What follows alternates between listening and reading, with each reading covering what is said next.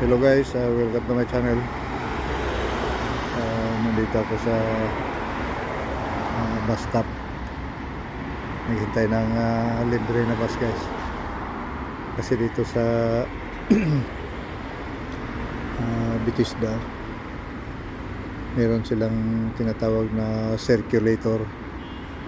Isang sasakyan yun na para sa public na libre, walang bayad. So ikot lang dito sa buong lungsod ng Bethesda. Hindi pa naman ito syudad eh. Kahit malalaki ng mga building, maraming building, parang tingnan mo nga parang mahabol na din sa New York.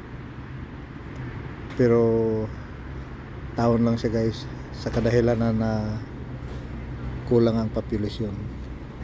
Kasi maging city lang ang isang lugar kung at least may 500,000 population.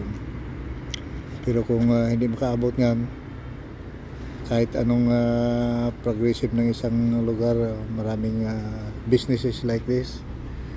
Like here in Bethesda, maraming mga business establishments.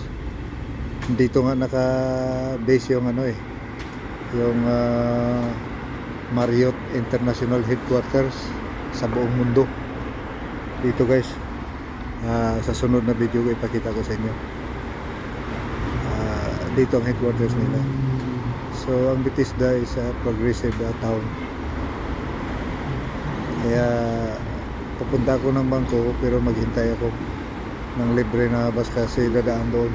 Kasi malayo guys yung bangko na inaano namin kasi nag-close na yung mga branch dito malapit sa amin.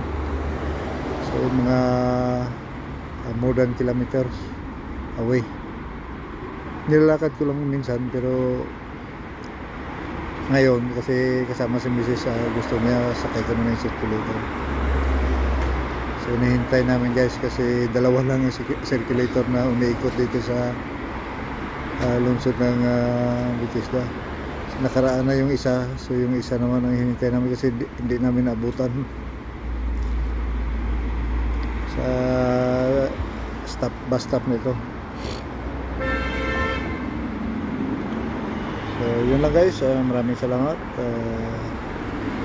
Update ko lang kayo sa video guys. Thank you for watching, bye bye. Ito yung circulator guys. Dito kami sasakay.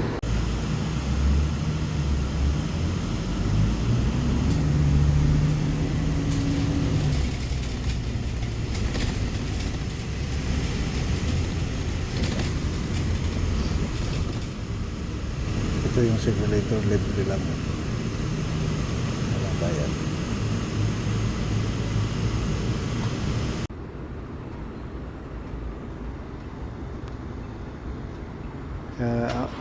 Yan guys ang sasakyan namin, yung libre, free circulator.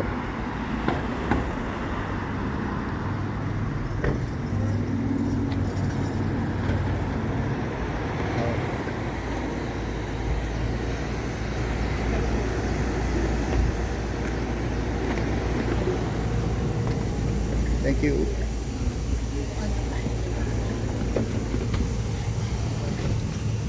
Nandito na kami sa loob guys. Konti lang pa sa inyo.